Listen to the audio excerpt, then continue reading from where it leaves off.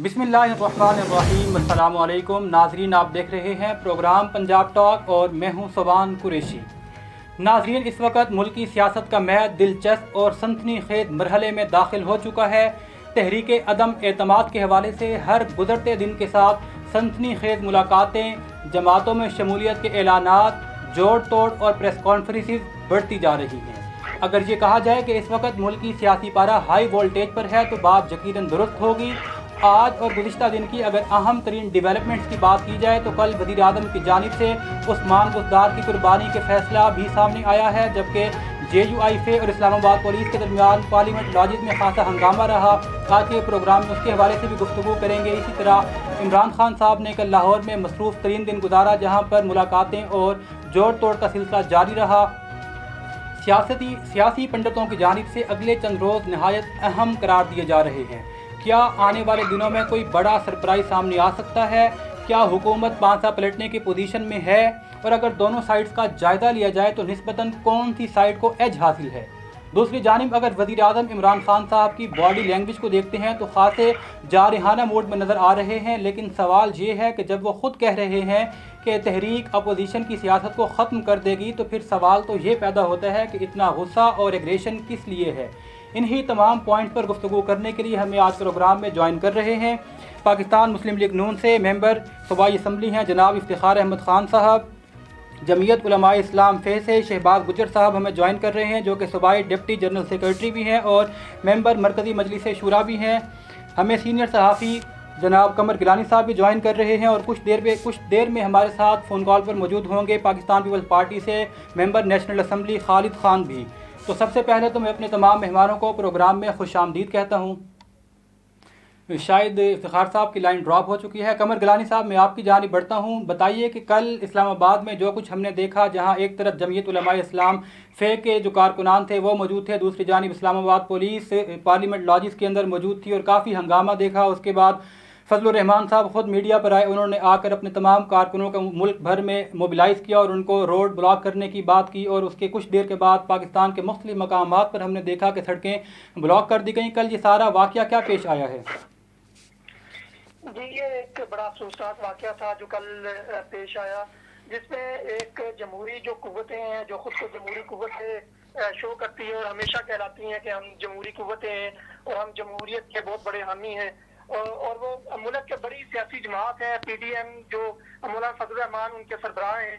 मौलाना फजलुर रहमान खुद जो है वो अपने जो सिक्योरिटी गार्ड है उनके एक मखसूस उनका लिबास है वो पहन के जिस तरीके से वो उनको पार्लियामेंट हाउस के अंदर दाखिल किया गया, उसके बाद अंदर वो आए, उसका रीजन उन्होंने ये बताया कि ये हमारी सिक्योरिटी के लिए है ताकि हमारे जो दूसरे हमारे उम्मीदवार हैं, हमें मेंबरान असेंबली हैं, उनको हाईजैक ना किया जाए। मेरा सवाल ये बनता था कि अगर उनको हाईजैक करने का इतना ही डर था हाईजैक करने का, तो तहरीक अदम एतमाद वो किस तरीके से मतलब ये आने वाले दिनों में ये पेश की है जो इन्होंने, तो तहरीक अदम एतमाद पे किस तरीके से ये अगर अपने मेंबरान को ये संभाल नहीं सकेंगे तो किस तरह ये होगा। ये सिक्योरिटी की नाम पे जो एक हल्ला गुल्ला कल मचाया गया और इसका बिल्कुल ये जवाब नहीं बनता था, क्योंकि हमारे मुल्क के सिक्योरिटी इदारे उस वक्त मौजूद थे, पुलिस मौजूद थी, फोर्सेज मौजूद है, आर्मी मौजूद है वहाँ पे, और वो ये जो एरिया था ये आम एरिया नहीं था कि कोई भी एक आम एरिया हो या कोई भी डी चौक हो या कोई और एरिया। ये सारा डी चौक एरिया भी अगर हम उसको भी कहें तो ये भी सारा हसास एरिया है। हसास एरिया वहाँ पे जो एक्टिविटीज होती हैं सारे सफारत खाने उधर है, हर चीज उधर है, उधर से कोई भी एक एक चीज जो है वो पूरी दुनिया में देखी जाती है, की जाती है। ये बड़े अफसोस का मुकाम था कि कल जिस तरीके से ये वाकया हुआ और उसके बाद वाकया हो गया, आपस में आमना सामना हो गया, गुस्सा गुस्सा हो गए। उसके बाद जिस तरह मौलाना फजलुर रहमान उन्होंने कॉल दी है कि तमाम पाकिस्तान भर से जितने हमारे कारकुनान हैं वो सड़कों पर आ जाए, जो एक नजर आ रहा था कि एक दफा फिर हंगामा राई होगी जैसे पहले हुआ करती थी, उसी तरह से हंगामा राई।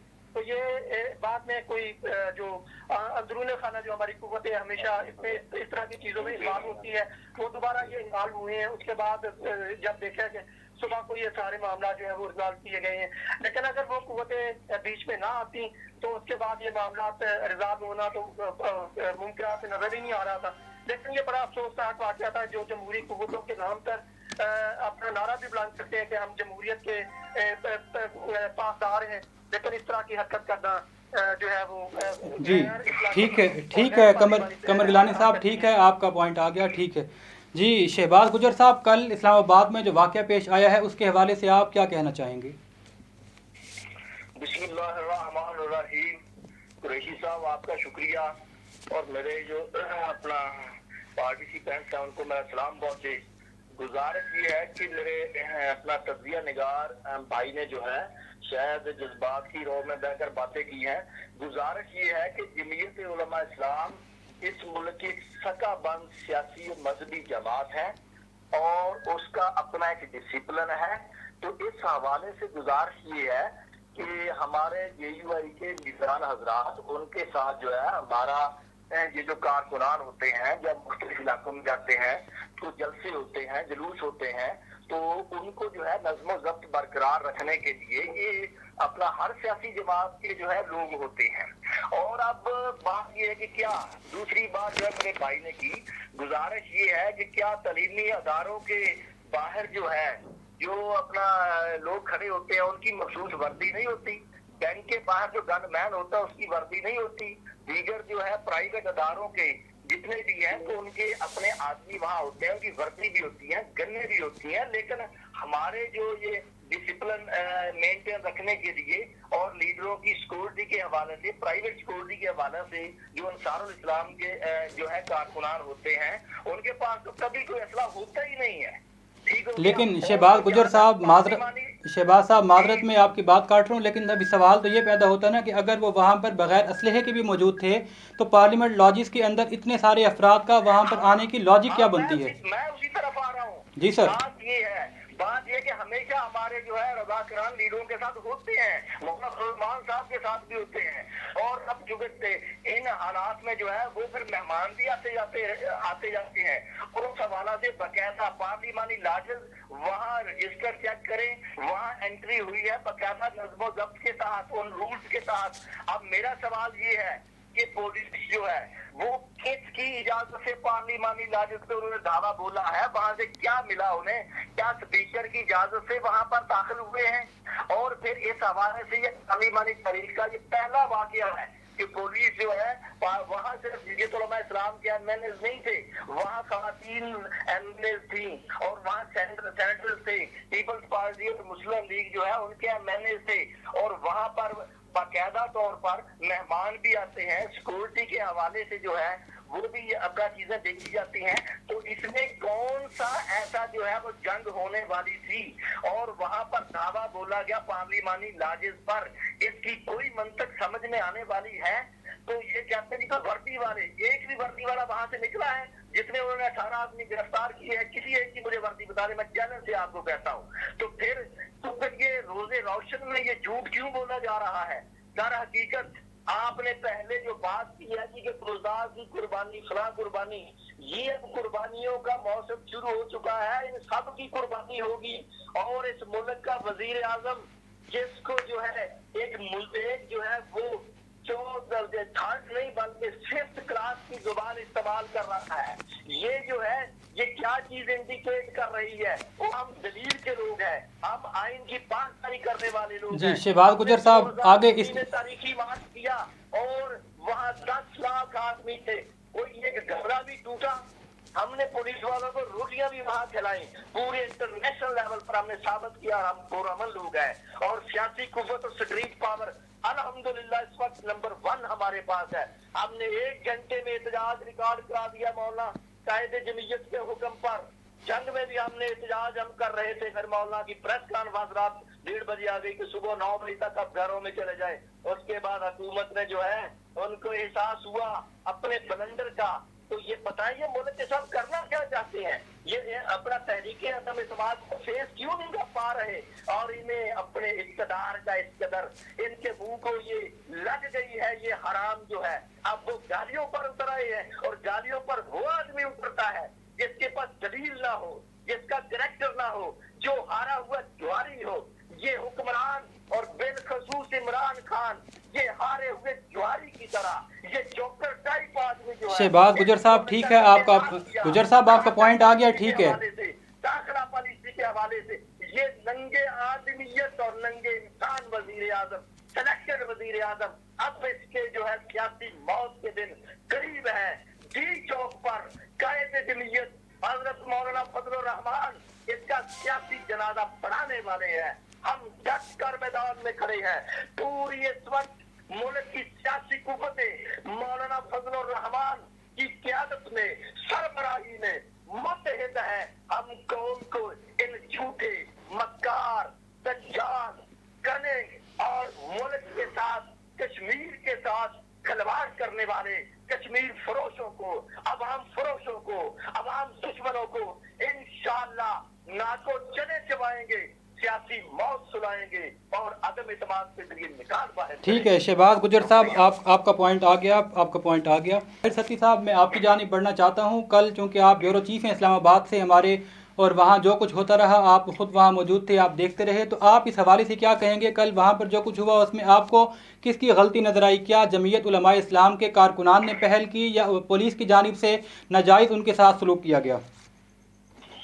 शुक्रिया जुमान भाई। कल भी हम ये बात कर रहे थे कि हमारे पाकिस्तान का सियासी कल्चर जो है ना, वो मुकम्मल तौर पर तबाह हो चुका है। हमारे जो लीडरान हैं उनके स्टेज से एक जिस किस्म की जबान इस्तेमाल की जा रही है वो बिल्कुल इंतहाई काबिल मजम्मत है। और उसका रिजल्ट ये हुआ कि कल तरीके अपना इंसार जो है ये तंजीम है अपना मौलाना साहब की, ये वहाँ पे पहुंची, इन्होंने कहा जी हम अपने जो अपोजिशन के नुमाइंदे हैं उनका दिफा खुद करेंगे। पहली बात तो ये है कि इनका भी ये अमल गलत था।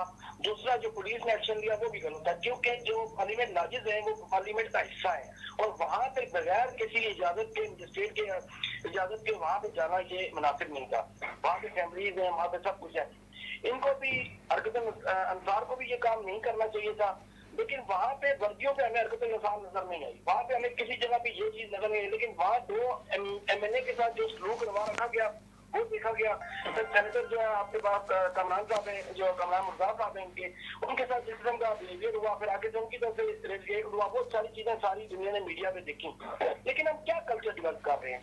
हम क्या ये हम एक पार्लिमानी मुल्क है, हम इस्लामी जमहूरिया पाकिस्तान है, हम पार्लिमानी मुल्क है। हम क्या इन सियासतदानों से हम उम्मीद रख सकते हैं कि चाहे वो हुकूमत हो चाहे अपोजिशन हो, जब इस किस्म का खिलवाड़ हमारी पार्लियामेंट के साथ किया जाएगा तो कहा जाता है कि सहाफत सियासत के उस्ताद होती है। मुझे नहीं पता इनके उस्ताद, इनकी सहाफत, इनको सियासत सिखाने वाले कौन से साफी थे जिन्होंने खान साहब को स्टेज के ऊपर ऑयल की जुबान सिखा दी, जिसने इस तरह के दूसरी अपोजिशन को भी सिखा दिया कि वो भी आगे से जवाबी वार करें। सर ये अखलाकियात मुकम्मल तौर पर तबाह हो चुकी है। अदम इत्मीनान कामयाब हो या ना हो, लेकिन पाकिस्तान का सियासी कल्चर मुकम्मल तौर पर तबाह हो चुका है। आज ये डी चौक में खान साहब मुल्क के जन्म हो गए, डी चौक में आप करना चाह रहे हैं जलसा, उधर से अपोजिशन भी ऐलान कर रही है कि हम भी डी चौक में आ जाएंगे। आप मुझे बताएंगे तसादम की तरफ नहीं जा रहा ये मुल्क? जी ठीक है जाहिर सती साहब, आपका पॉइंट आ गया। प्रोग्राम में वक्त हुआ चाहता है एक मुख्तसर से ब्रेक का, हमारे साथ रहिएगा। Iqbal Banaspati ghee and cooking oil vitamin A और विटामिन डी की ग़िज़ाइयत से भरपूर। Iqbal Banaspati ghee and cooking oil, ये है इकबाल का देश। वेलकम बैक नाजरीन। ब्रेक पर जाने से पहले मुल्क में जो हालात चल रहे हैं इस वक्त किसी हद तक अनारकी की सूरत हाल कल पेश आई इस्लामाबाद में, जिसके बाद मुल्क भर में जगह जगह जमीयत उलमाए इस्लाम फजलुर रहमान ग्रुप की जानिब से एहतजाज और धरने किए गए। बहरहाल वो सुबह इतलात यही हैं कि वो पूरे पाकिस्तान से ख़त्म कर दिए गए हैं। हुकूमत की जानिब से जिन अफराद को गिरफ्तार किया गया था उनको भी रिहा कर दिया गया है। प्रोग्राम के इस हिस्से में बात कर लेते हैं हुकूमत की जानिब, अपोजिशन की जानिब से जो अदम एतमाद की तहरीक पेश की गई है उसके हवाले से अब जो जोड़ तोड़ चल रहे हैं, सियासी पारा बहुत हाई वोल्टेज पर नज़र आ रहा है, उसी के बारे में कुछ गुफ्तगू करते हैं। कमर गिलानी साहब, हमने देखा कि इमरान खान साहब की जानिब से वज़ीर आला उस्मान बुज़दार को हटाने की बातें भी सामने आई हैं कि उनको हटाने के लिए एक 5 रुकनी कमेटी बनाई गई है, लेकिन दूसरी जानिब लग ये रहा है कि शायद ये सिर्फ लॉलीपॉप है। कहा यह जा रहा है कि वज़ीर आला उस्मान बुज़दार साहब जो हैं वो इस्तीफ़ा दे देंगे, उसके बाद गवर्नर जो हैं वो उनका इस्तीफ़ा रोक लेंगे कि जब तक नए वज़ीर आला के नाम पर इत्तफाक नहीं हो जाता आप काम जारी रखें, और शायद इस तरीके से मामले को लटकाने की कोशिश की जाएगी। क्या कहेंगे इस हवाले से आप?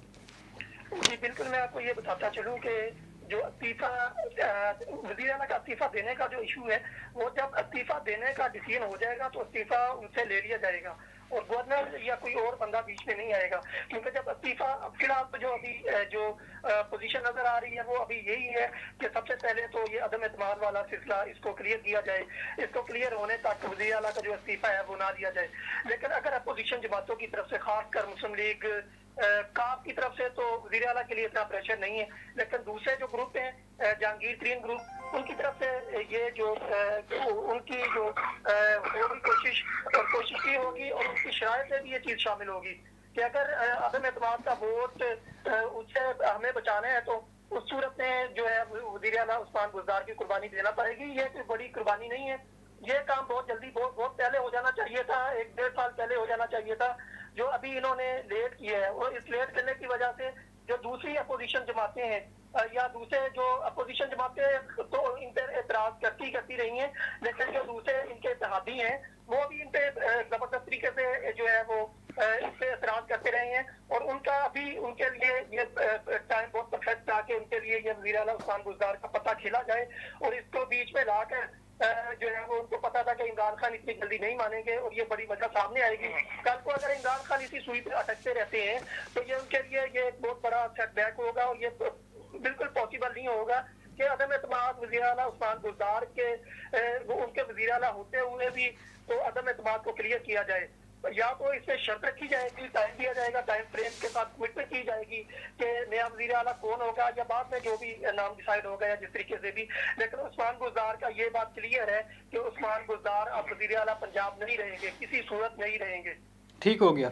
रेहान सिद्दीकी साहब, हुकूमत के अगर कंट्रोल में तमाम मामलात हैं, जिस तरीके से इमरान खान साहब बाहर बहुत मरतबा कह रहे हैं, जितने भी विफाकी वज़रा हैं जब वो प्रेस कॉन्फ्रेंसिस कर रहे हैं वो भी यही बात कर रहे हैं, तो सवाल ये पैदा होता है कि इस कदर एग्रेशन किस बात का है? ये गुस्सा तो उस सूरत में होता है जब हालात हाथ से बाहर हों। क्या कहेंगे इस बारे में? जी, सबसे पहले तो शुक्रिया कि सवाल में लिया मुझे आपने। जहाँ तक सही बात है अदम एतमाद की, तो अदम एतमाद से हमें कुछ कोई परेशानी तो नहीं है, ठीक है। जाहिर सी बात है इमरान खान साहब हमें तरीके अदम एतमाद लाई है, तो कोई भी जो मुल्क का वज़ीर-ए-आज़म है मुल्क का, ठीक है, तो उसमें इन्होंने ये किया है कि जो खान साहब ने गेम इनके साथ ये कर दी है। रेहान सिद्दीकी साहब, सिर्फ 1 मिनट के लिए हमारे साथ शायद इफ्तिखार साहब लाइन पर मौजूद हैं। पहले 2 मरतबा उनकी लाइन ड्रॉप हो चुकी है, तो पहले उनकी तरफ चलते हैं, फिर मैं दोबारा आपकी बात को कंटिन्यू करता हूँ। इफ्तिखार साहब, आप लाइन पर मौजूद हैं? इफ्तिखार अहमद खान साहब, आप लाइन पर मौजूद हैं? जी, रेहान सिद्दीकी साहब आप कंटिन्यू करें। देखिए, मैं बात कर रहा था कि ये अपोजिशन वाले इस समय ट्रैक पे फंस चुके हैं। ये जो बार बार कह रहे थे ना इमरान खान से हम इम्तियाज करेंगे, इस्तीफे देंगे, ये देंगे, ये कहानी पिछले 3 साल से चली आ रही थी, ठीक है। पहले उन्होंने कहा जी कि हम मुझे इस्तीफे देंगे कि जो है ये गवर्नमेंट को नहीं मानते, हम इस्तीफे देंगे, ठीक है। जो इस बात से पीछे हुए पीडीएम बनाई हुई है, पीडीएम टूटी, गति अलग हुई, बाकी जमातें अलग हुई, ठीक है। अब इन्होंने जो लास्ट हरबा इस्तेमाल किया है वो ये किया है कि हम इमरान खान के खिलाफ तरीके एतमाद लेकर आते हैं, ठीक है। और अब इनको परेशानी ये पड़ गई है कि वज़ीर आला किसको बनाना चाहिए, ठीक है। ये जो इन्होंने पहले कार्ड किए थे कि हम तादू को भी तोड़ लेंगे, ठीक है, जंगीर सिंह को भी तोड़ लेंगे, मगर अब इनको हाथ पाँव फूल गए हैं, ठीक है। जो कप्तान है ना, कप्तान ने इनको ट्रैक में फंसा लिया है। जंगीर सिंह की कल जो उनकी सिस्टर है सीनियर, उनका बयान तो आपने सुन लिया है, ठीक है। और हमें यही तवक्को थी कि जंगीर सिंह एक लॉयल। रेहान सिद्दीकी साहब, ये बातें इंशाल्लाह प्रोग्राम में आगे चलकर होंगी। अभी तो सवाल ये पैदा हो रहा है कि वज़ीर आज़म इमरान खान साहब सरबराह हैं गवर्नमेंट के, मुल्क के, उनकी एक रेपुटेशन है, वो हुकूमत के सरबराह के तौर पर नुमाइंदगी कर रहे हैं मुल्क के। जिस लहजे से वो अपोजिशन के अरकान को उनसे मुखातिब हो रहे हैं, जिस तरह उनको मुखातिब करते हैं, क्या वज़ीर आज़म साहब को इतना गुस्सा, इतना एग्रेशन ज़ेब देता है? और अगर हालात उनके ख़िलाफ़ हैं तो फिर या तो वो फिर बात करें ना कि हालात ख़िलाफ़ हैं। एक तरफ वो कहते हैं कि हालात हमारे कंट्रोल में हैं, कोई मसला नहीं है, दूसरी जानिब इतना शदीद गम, गुस्सा और एग्रेशन दिखाया जा रहा है। इस हवाले से आप क्या समझते हैं, क्या उनका लहजा ठीक है? जी, गुस्सा तो कोई भी नहीं है खान साहब को, ठीक है, गुस्सा कतन भी नहीं है। फिर देखें खान साहब को जिस बात का ज्यादा फिक्र लाक होती है वो अवाम में गए हैं कि इन लोगों को बेनकाब करें, जो बैरूनी एजेंडे पे ये तरीके एतमाद लेकर आए हैं, इन लोगों अवाम में जाके बेनकाब करेंगे, इनको पहचाने ठीक है, ये अगर इतने काबिल होते ना तो इमरान खान जब इक़्तिदार में ना आता, इसीलिए इनको लोगों ने मुस्तरद किया है। और ये फिर आज वही औचियत कंडे इस्तेमाल कर रहे हैं जो इन्होंने पिछले 22 साल से इस्तेमाल करते आए हैं। ठीक है, इमरान खान साहब इंशाल्लाह तो होंगे, आप देखेंगे कि हम इंशाल्लाह बहुत जल्द डीचओ पे भी जलसा करने जा रहे हैं। ये इसलिए भी करने जा रहे हैं कि हम कोई तरीके से उम्मीदवार डर रहे हैं, वो इसलिए करने जा रहे हैं कि लोगों को पता चले कि इमरान खान अवामी नुमाइंदा है। ठीक है, अवामी नुमाइंदा को ऐसे कोई भी नहीं कहा सकता, क्यों ना वो बैरूनी ताकतें क्यों ना हो। ठीक है, खान साहब डट के खड़े हैं, इंशाल्लाह तो हर वर्कर, हर उद्गार, हर कारकुन, हर एमपी, हर जी दीवान। ठीक है रेहान सत्ती साहब, ठीक है, आपका पॉइंट आ गया। इफ्तिखार साहब आप लाइन पर हैं? जी लाइन पे हैं। जी अच्छा सर, तहरीक अदम एतमाद के हवाले से काफ़ी जोड़ तोड़ चल रही है, मुलाकातें और प्रेस कॉन्फ्रेंसिस का सिलसिला भी जारी है, लेकिन अभी इतलात ये आ रही हैं कि हुकूमत ने अपोजिशन के 10 अरकान निकालने का दावा किया है और कल मुस्लिम लीग नून के तकरीबन 6 से 7 MPs ने इमरान खान साहब से मुलाकात की है। आज फारूक गुज्जर साहब जो कि लाहौर से मुस्लिम लीग नून के रहनुमा है, उन्होंने भी PTI में शमूलियत का ऐलान किया है। तो कहीं जोड़ तोड़ में हुकूमत अपोजिशन से आगे तो नहीं निकल जाएगी? बिस्मिल्लाहिर्रहमानिर्रहीम, शुक्रिया कुरैशी साहब कि आपने मौका दिया कि पाकिस्तान मुस्लिम लीग नून का भी पॉइंट ऑफ व्यू आप ले लें। जो क्वेश्चन है आपका कि कहीं हाथ से निकल जाए, ऐसी सिचुएशन होती तो इतने ये भारी भरकम PDM और ये सारे लीडरानों ने जो चीजें अभी अब सामने आई हैं, मैं नहीं समझता कि कोई अदम एतमाद कोई ऐसा मिसहैप हो जाए। इंशाल्लाह ये कामयाबी की तरफ गमजन है और जरूर कामयाब होगी इंशाल्लाह। जी ठीक। अच्छा सर, आर्टिकल 63A के हवाले से भी बातें चल रही हैं कि हुकूमत जो प्लान बना रही है, जो कार्ड हुकूमत के हाथ में है, जिसकी वजह से इमरान खान साहब खासे इत्मीनान में नज़र आते हैं, तो लग यही रहा है कि शायद आर्टिकल 63A का इस्तेमाल किया जाएगा, स्पीकर को ख़त लिखा जाएगा, तमाम अरकान को ख़त लिखा जाएगा। और इस हवाले से जाहिर है कि आप इसको ज़्यादा बेहतर समझते हैं, तो क्या समझते हैं हुकूमत की ये हिकमत अमली कामयाब हो सकेगी? देखिए जी, पार्लियामेंट में आने के लिए आर्टिकल का इस्तेमाल के इमरान आए या ना आए, लेकिन मैं समझता हूँ कि क्लियर कट ये एक लॉ में है कि पार्लियामेंट में आने के लिए किसी MLA को, किसी MPA को हाउस में आने से कोई नहीं रोक सकता। जी ठीक है। अच्छा सर, इस तरीके से मैं मज़ीद थोड़ा सा आपसे इसी हवाले से जानना चाहूँगा कि इमरान खान साहब ने कुछ दिन पहले गुफ्तगू में फ़ॉरेन हैंड्स की बात की थी, और जिस वक्त इमरान खान साहब ने एब्सोल्युटली नॉट की बात की थी अमेरिका के सहाफ़ी को इंटरव्यू के दौरान, उसके बाद हमने देखा कि अमेरिका के सफारतकारों ने मुस्लिम लीग नून के रहनुमा मरीम नवाज साहबा से और अपोजिशन लीडर शहबाज शरीफ साहब से मुलाकातें की, फजलुर रहमान साहब से मुलाकात हुई, बिलावल भुट्टो और आसिफ अली जरदारी साहब से भी मुलाकातें हुई, और उसके बाद फिर एकदम तहरीक अदम एतमाद और लॉन्ग मार्च की बातें गर्दिश में आना शुरू हो गई। तो सर, इस हवाले से आप क्या कहेंगे, जो मुलाकातें थी वो किस हवाले से थी? मुझसे सवाल किया कि ये जी इफ्तिखार साहब आपसे पूछ रहा हूँ। इंटरनेशनली भी ये चीज सामने आई है कि इमरान खान परफॉर्म नहीं कर सका, और इसकी परफॉर्मेंस और इसकी जो बेस्ट परफॉर्मेंस है, इसकी वजह से पूरा पाकिस्तान और पूरी दुनिया सफर कर रही है। हमारे सफारती तलाकात में वो उसमें क्या मामला आ गए हैं दूसरे मामला में, और ये समझ बैठे हैं कि अभी इमरान खान को जाना चाहिए और जेन्युइन लीडर को आगे आना चाहिए, ताकि पाकिस्तान भी सफर ना हो और हमारा जो एक खारजा पॉलिसी है उसमें भी बेहतरी आए और हमारे और मामला में भी बेहतरी आए। जी ठीक है। यही वजह थी, तो इंशाल्लाह बहुत बेहतरी की तरफ हम जा रहे हैं। अच्छा सर, तहरीक अदम एतमाद की कामयाबी के बाद का कोई प्लान, कोई सेटिंग हो चुकी है, कोई मामला डील हो चुके हैं कि अगर तहरीक अदम एतमाद कामयाब होती है तो उसके बाद के जो हालात हैं, क्योंकि जो इलेक्शन का शेड्यूल है उसमें तो अभी 1.5 साल का अर्सा बाकी है, इस दौरान क्या होगा, हुकूमत कौन बनाएगा, पंजाब में किसको रखना है, वज़ीर आज़म कौन होगा, और फिर सबसे बड़ी बात जो इसमें यह है कि ये तमाम तर जो मामलात हैं ये तो आवाम को रिलीफ देने के लिए बात की जा रही है। आखिर नून लीग के पास या अपोजिशन के पास वो कौन सी गिदड़ सिंगी है जिसकी बिना पर वो इस हालात के अंदर जो सख्त मुश्किल माशी सूरत हाल है वो आवाम को कोई रिलीफ देंगे? इस हवाले से क्या आपने प्लान किया है? देखिए, जो आप कह रहे हैं कि अदम एतमाद की कामयाबी की सूरत में बाद में क्या आपका प्लान है, तो वो उस दिन मौलाना फजल रहमान साहब ने भी बड़ी आपने जो प्रेस कॉन्फ्रेंस की थी, मियां शहबाज शरीफ साहब ने, जरदारी साहब ने, तो उसमें उन्होंने क्लियर कट बताया था कि हमारा जो प्लान बी है वो बिल्कुल तैयार है, लेकिन हम ये अच्छा टाइम नहीं है उसको डिस्क्लोज करने का उन बातों को। जब टाइम आएगा तो हर चीज अपने टाइम के मुताबिक उधर सेट होती जाएगी। तो अभी ये बहुत बिफोर टाइम है किसी चीज को डिस्क्लोज करना। ठीक है। अच्छा सर, ये भी बताते चलें कि अपोजिशन की जानिब से ये कहा जा रहा है कि हमारे पास नंबर गेम सिर्फ पूरी नहीं बल्कि मेम्बरान 180 190 तक पहुंच चुके हैं, लेकिन अगर हम अपोजिशन के अरकान देखते हैं तो 162 हैं। इसका मतलब ये हो गया कि उनके पास बकौल उनके दावे के तकरीबन 15 20 25 इजाफी अरकान मौजूद हैं। लेकिन सर सवाल तो ये पैदा होता है ना कि ये अचानक नमूदार कहाँ से होंगे, बग़ैर इख्तलाफ के वोट के ख़िलाफ़ क्यों देंगे पीटीआई के लोग? अगर उनको कोई गिला शिकवा है तो वो अब सामने क्यों नहीं आ रहे? दुनिया में तो कहीं ऐसा नहीं होता कि आपके अपनी जमात से इख्तलाफ हो मगर वो आप ओपन ना करें और अचानक जब एतमाद के ख़िलाफ़ वोट का वक्त आए तो आप उनके खिलाफ खड़े हो जाएं। तो सर ये कहाँ से मेम्बरान आएंगे? कुरैशी साहब, आप भी बड़े सीजर्ड और बड़े पुराने आप हैं जर्नलिस्ट। मैं आपको ये बताना चाहता हूँ कि कौन अपने कार्ड बिफोर टाइम शो करता है? कार्ड तो टाइम पे शो होते हैं हमेशा जी। तो वो जब टाइम आएगा तो कार्ड शो होंगे। और अभी आप इनकी जो बॉडी लैंग्वेज पीडीएम के तीनों लीडरान की आप बॉडी लैंग्वेज नहीं देख रहे कि क्या बता रही है? ठीक है सर, आपने मैं आपको पंजाब के बारे में बताना चाहता हूँ कि पंजाब में आप देखें कि 3-4 ग्रुप बन गए हैं। हुकूमत के जो एमपीएस हैं उनमें से 4-5 ग्रुप बन गए हैं और हर ग्रुप में 10-12 लोग हैं। अभी मुस्लिम लीग नून और पीडीएम से ये डिसीजन करना मुश्किल हो गया है कि किसके साथ किया जाए। हालात तो ये बने हुए हैं पंजाब में। सर आपने अभी कार्ड के हवाले से बात की है, यकीनन बिल्कुल आप दुरुस्त कह रहे थे कि कोई भी पार्टी इस किस्म के जिस वक्त सूरत हाल चल रही हो अपनी कार्ड ओपन नहीं करती। लेकिन सर यहाँ पर यह भी तो कहा जा रहा है कि हॉर्स ट्रेडिंग चल रही है, मेम्बरान को ख़रीदो फरोख्त चल रही है।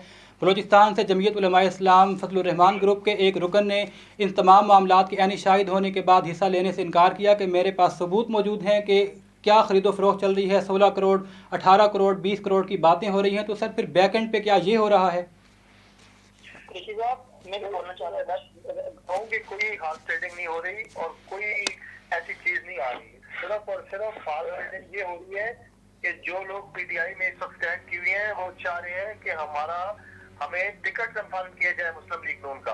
अगर वो उनको इंश्योरेंस मिल जाए कि बिफोर टाइम उनका टिकट कंफर्म होता है। हाँ, ये डील जरूर चल रही है इस बात की कि हमें टिकट कंफर्म किया जाए तो हम वोट देने के लिए जा रहे हैं। लेकिन जहाँ तक हॉर्स ट्रेडिंग की बात है अभी तक कोई ऐसी चीज सामने नहीं आई और इंशाल्लाह वो उसकी जरूरत भी नहीं पड़ रही क्योंकि लोगों ने हल्का में जाना है। वो हल्के की पॉलिटिक्स करता है ना, जो भी पॉलिटिशियन उसको वो पहले अपने हल्के की जो उसकी वो जैसे डॉक्टर नब्ज चेक करता है ना, पॉलिटिशियन भी हल्के की जो नब्ज है वो चेक करता है कि हल्के की जो किस तरह पल्स चल रही है उसके मुताबिक अपने डिसीजन करता है। सुभान भाई, मैं एक चीज ऐड करना चाहूंगा आपके साथ। जी कंटिन्यू करें। अच्छा सुभान भाई, जरा सच्ची बात करो। जी बिल्कुल। बात ये है कि अब ये कहा जा रहा है कि तरीके से कामयाब होगी या नाकाम होगी। एक सिंपल सा जवाब है। इस्लामाबाद के अंदर बैठ के एज ए जर्नलिस्ट जो हम देख रहे हैं, मुझे जो चीज नजर आ रही है और हमारे जो सीनियर जर्नलिस्ट हमारे उस्तादों की जगह उनको भी जो चीज नजर आ रही है, अब इस मुल्क की तकदीर के फैसले रोडू पे होने वाले हैं। अब इस मुल्क की तकदीर के फैसले देखिए, तरीके से कामयाब होती है खान साहब रोड पे होंगे, तरीके से नाकाम होती है तो पीडीएम और पीपल पार्टी जो है वो रोड पे होगी। तो ये अब आप समझ लें, इस बात को आप जान लें कि ये अब इलेक्शन का साल शुरू हो चुका है। अब इसको आप इलेक्शन का साल समझे, इसको तरीके का साल समझे ही ना। अगर तरीके नाकाम हुई तो अपोजिशन जमातें रोड पे होंगी और अगर तरीके कामयाब होगी तो खान साहब की जमात जो है वो रोड के ऊपर हुई। अब ये फैसले आप रोडों पे होने और अदालतों में होने, अब केस अदालतों में चल रहे हैं और रोडों पे चल रहे हैं। ये चीज आप अपने ध्यान में रख लें। ये इसका टोटल जो है ना मजमूआ है इस तरीके का और पंजाब के सेटअप का। ठीक हो गया। शहबाज गुजर साहब, जिस तरह अभी मैं अपने भाई से जवाब देना चाहूंगा। जी इफ्तिखार साहब, जिस तरह से खान साहब सड़कों पे होंगे, खान साहब ने तो ये कहा था कि अगर सड़कों पे 40 लोग तो निकल आए तो मैं रिजाइन कर दूंगा। अब ये हजारों की तादाद में आप देखें कि बिलावल का जलसा कराची से चला है और कितनी स्मूथली और कितनी सक्सेसफुली वो इस्लामाबाद पहुंचा है। जी तो ये क्यों सड़कों पे उन्होंने क्या लाहौर में इस्तेमाल क्यों नहीं किया? लाहौर में कह रहे हैं हम लाहौर में उनको वेलकम करेंगे तो वेलकम क्यों नहीं किया उनको? अगर इतना सक्सेसफुल था तो नहीं। देखिए, वो उनकी पार्टी का अपना एक अलग, उन्होंने अपनी पार्टी का एक शो था और नहीं, जब ये एक पेज होने का दावा कर रहे हैं कि तीनों पार्टियां एक पेज में है तो फिर लाहौर में वेलकम क्यों नहीं किया गया? एक बात एक छोटी सी, अगर हुकूमत ना चाहती तो ये लॉन्ग मार्च ना होता। अगर कोई ना चाहते तो ये लॉन्ग मार्च भी ना होता। ये मुकम्मल सेटअप के साथ मैंने आपको बताया कि इलेक्शन की तैयारी शुरू हो चुकी है। चाहे 2022 में इलेक्शन हो जाए या 2023 में हो जाए, अगर तरीके से बात कामयाब हुई तो खान साहब की जमात मुकम्मल तौर पे तमाम इदारों को लचारती हुई रोडों पे होगी, और अगर तरीके इस्तेमाल कामयाब हो गई तो तब भी ये लोग इस तरह करेंगे। अगर नाकाम हो गए तो अपोजिशन जो आपको रोडों पे नजर आएगी, अपोजिशन क्या आएगी कि निक्के कापा जो है वो करके आएगी। ये सारी चीजें ये ड्रामा चल रहे हैं अपने और हुकूमत का ड्रामा। मैं अपने भाई की बात को पैक कर रहा हूँ कि ये मेरे भाई किन इदारों की बात कर रहे हैं कि इमरान खान इदारों को लटाता हुआ आगे चला जाएगा। ये जरा क्लियर कर दें कि कौन सी इदारों की ये बात कर रहे हैं। साथी बिल्कुल आपके इलेक्शन कमीशन को मैं बताता हूँ आपको, इलेक्शन कमीशन को आपके जितने भी अपना बाकी इदारे भी हैं, आपके लाजमी नहीं होता कि आप सिर्फ स्टैब्लिशमेंट को समझते हैं। इलेक्शन कमीशन में भी उनके 2 केस चल रहे हैं। अभी आरफ अजीज साहब वाला केस का फैसला 15 तारीख का मुतवक्के है, उसके बाद फारा फनी केस का मुतवक्के है। देखिए खाली खान साहब के ऊपर इस तरीके नहीं लटक रही, उसके ऊपर ये 2 केस भी है। इन 2 केसों के हवाले से भी फैसले आने और ये मामला आगे जाने। ये आप मान लें कि बिल्कुल मेरा एक तजिया, आप छोटा सा वोट नून लीग के पास बहुत ज्यादा है, लीडरशिप पीपल्स पार्टी के पास बहुत ज्यादा है, लेकिन खान के पास सियासी वर्कर सबसे ज्यादा है। ये मान नहीं ऐसे साबित कहते हो, खान के पास सियासी वर्कर उसका ब्लड मरने वाला बहुत ज्यादा है और आपके पास वोट जरूर है, आपका नून का वोट जरूर है और पीपल्स पार्टी के पास लीडरशिप है। जाहिर सती साहब ठीक है, जाहिर सती साहब आपका पॉइंट आ गया। मुझे शहबाज गुजर साहब की तरफ जाना है। गुजर साहब, इससे पहले हम देखते थे कि जब इस किस्म के मामलात होते थे तो अपोजिशन की जानिब से फ़ौरन इस्टेब्लिशमेंट के बारे में बयानात आते थे कि इस्टेब्लिशमेंट अपनी हद में रहे, इस्टेब्लिशमेंट को सियासी मामलात में मुदाखलत नहीं करनी चाहिए। तो अब आप इस्टेब्लिशमेंट को कहाँ देख रहे हैं? गुजारिश ये है कि अपना हमारा तो अव्वल दिन से मौक़िफ़ रहा है कि आइन और कानून की बालादस्ती होनी चाहिए, सियासी जद्दोजहद पुरअमन होनी चाहिए और किसी भी अदारों की मुदाखलत नहीं होनी चाहिए। ये तो कोई ऐसी ढकी छुपी बात नहीं है, ये तो एक तमाम सियासी जमातों का ये मौक़िफ़ होना चाहिए। तो जरूरत इस अमर की है कि जब हम मुल्की सियासियात में हिस्सा लेते हैं तो फिर उस हवाले से जो है खामखा जो है अपने जो गिरती हुई साख है उसको सहारा देने के लिए जो है कभी आप जो है अपोजिशन पर इल्जाम आयद करते हैं, कभी किसी अदारे पर इल्जाम आयद करते हैं। मेरे भाई ने बात की कि बैरूनी एजेंडा, बात यह है कि बैरूनी एजेंडा पर तो मौजूदा हुक्मरान है, इनको लाया ही इसलिए गया था इंटरनेशनल लेवल पर कि सी पैक को आपने जो है ना जी सुस्त रवि का शिकार करना है, कश्मीर के हवाले से है। अब जो है फिर IMF के ठीक है माजी में प्रोग्राम चलते रहे, IMF की जितनी जो है जलील तरीन और नारवा शराइत पर इन्होंने मुआहदाजात किए हैं, कौम को गुलामी रंजीत में जकड़ दिया है। और उस हवाले से फॉरेन फंडिंग केस में स्टेट बैंक की रिपोर्ट है कि 22 जो है इनके गैर मुल्की अकाउंट के हवाले से अनफेयर मीन से इनके पास रकम आई है। ये बैरूनी एजेंडे पर तो ये लोग हैं वो साबित हो गए हैं। हम तो यह इनके बैरूनी एजेंडे को नाकाम बनाने के लिए मुकम्मल तौर पर ये अदम एतमाद की तरफ आए हैं। जितनी PTM की लीडरशिप है, पीपल्स पार्टी की लीडरशिप है, दीगर अख्तर महंगल की जमात है, वो तमाम यकसू हैं कि हम अपना आईनी हक इस्तेमाल करने जा रहे हैं। अच्छा शहबाज गुजर साहब, जो है किसी को गिला नहीं होना चाहिए। शहबाज हुक्मरान जो है वो सियासी हिजड़े है, उनके पास ये मेरे भाई ने बात की वर्कर की, कौन से वर्कर इनके पास है ये पता चलने का जब ये उतरेंगे ना क्या इनका अपना गुल खिलते हैं। इनको तो जो है ना वो एक एजेंडे के तहत, बैरूनी एजेंडे के तहत लाया गया था, अब वो दम तोड़ रहा है। अब जो हम बात कहते थे वो सच साबित हो रही है। ये नाअहल भी है, नालायक भी है, नाजायज भी है, सिलेक्टेड भी है। इनका असल चेहरा पूरी कौम के सामने बेनकाब हो चुका है।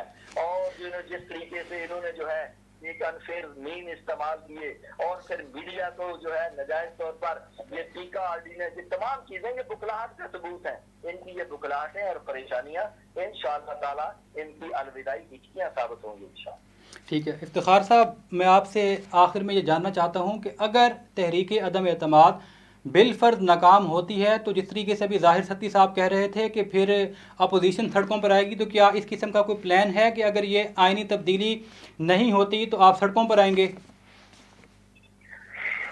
तहरीक अदम एतमाद इंशाअल्लाह भरपूर तरीके से कामयाब होगी। नाकामी की कोई तस्वीर नजर नहीं आ रही हमें इंशाअल्लाह। हम क्यों वो बात करें कि हम सड़कों पे आएंगे, ये काम सड़कों से आगे निकल चुका है। चलें ठीक है। अच्छा ये भी बताते चलें कि जिस तरीके से मुस्लिम लीग नून के अरकान जो हैं वो राब्ते में है इमरान खान साहब के, बल्कि ये तो अब कोई खुफिया बात नहीं है, ओपन मुलाकातें हो रही हैं, उसके बाद प्रेस कॉन्फ्रेंसेस भी हो रही हैं, तो क्या नून लीग इसके खिलाफ कोई एक्शन लेगा?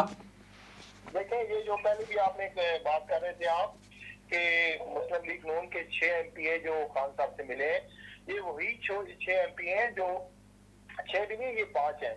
और ये जब बोजदार साहब से आज से कोई 8-9 महीने पहले ये बोजदार साहब से मिले थे। जी जी और बिल्कुल। फिर पार्टी ने इनसे क्लियरेंस मांगी कि आप क्यों गए थे, तो उस वक्त इन्होंने कहा जी हमारे जाती कोई काम थे, उस वक्त से हम उस वजह से हम गए थे, तो हम पार्टी नहीं छोड़ रहे।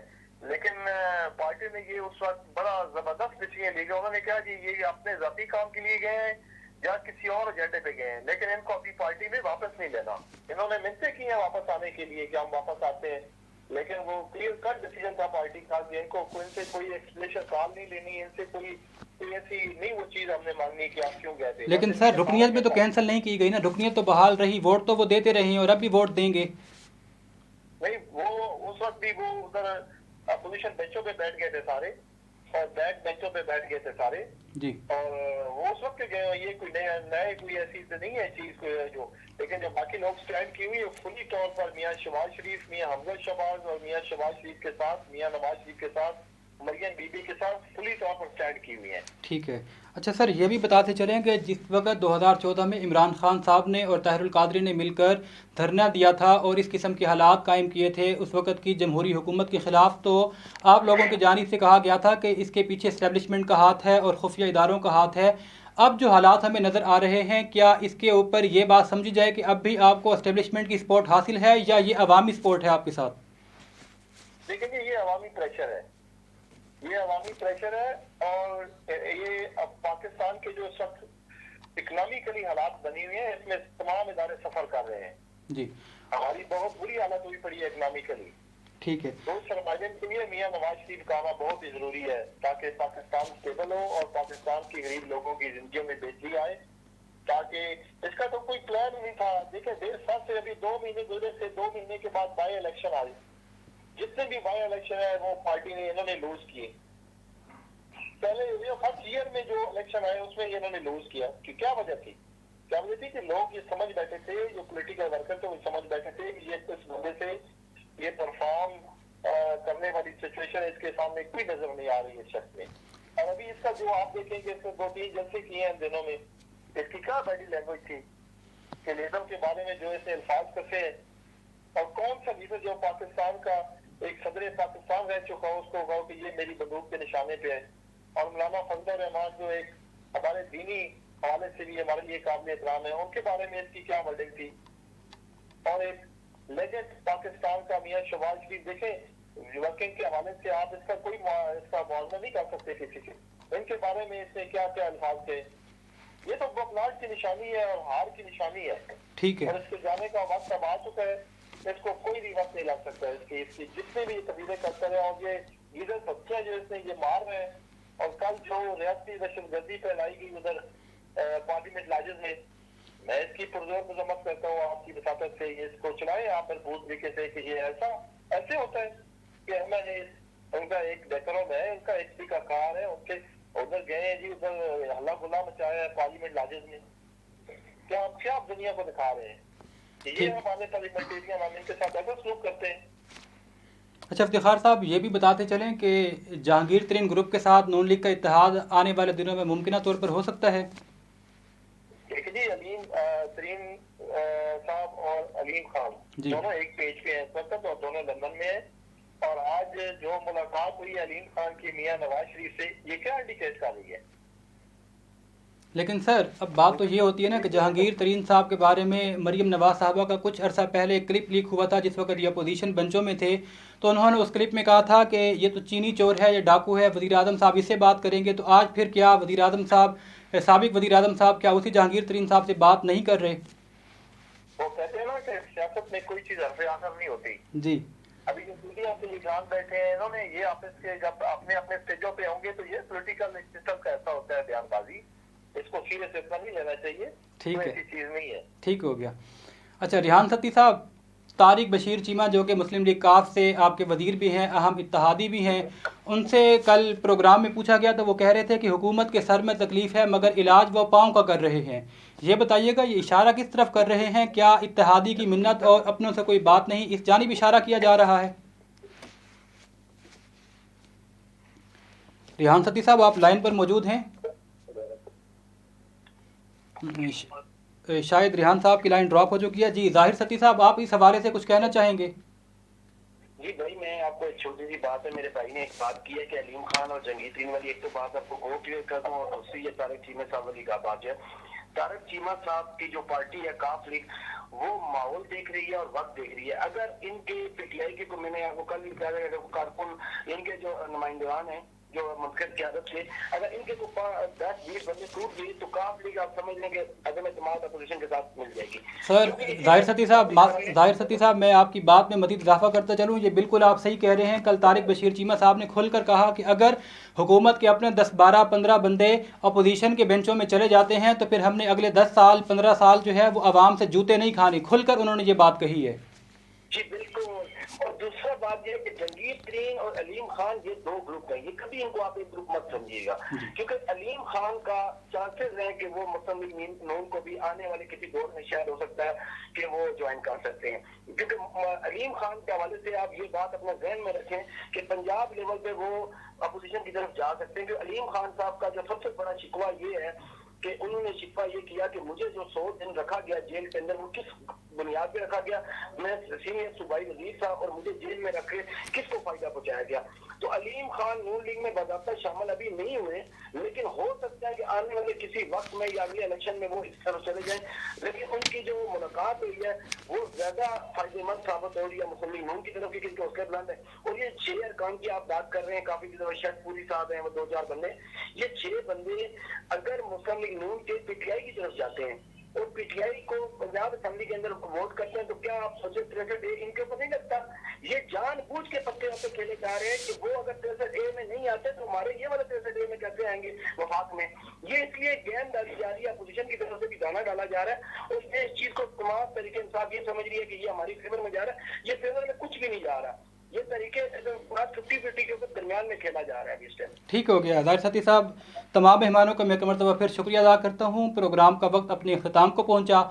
नाजरीन, ये था हमारा आज का प्रोग्राम। इसमें तहरीक अदम एतमाद के हवाले से हमने गुफ्तगू की। फजलुर रहमान साहब की जमात की तरफ से कल जो पार्लियामेंट लॉजिस के अंदर जो कुछ होता रहा उसके हवाले से भी हमने गुफ्तगू की, और आइंदा आने वाले दिनों में हालात किस जानिब जाएंगे अपने मेहमानों से, उस पर भी उनका तजज़िया हासिल किया। आपसे मुलाकात होगी अगले प्रोग्राम में। तब तक के लिए अपने मेज़बान सबान कुरैशी को इजाज़त दीजिए। अल्लाह निगहबान।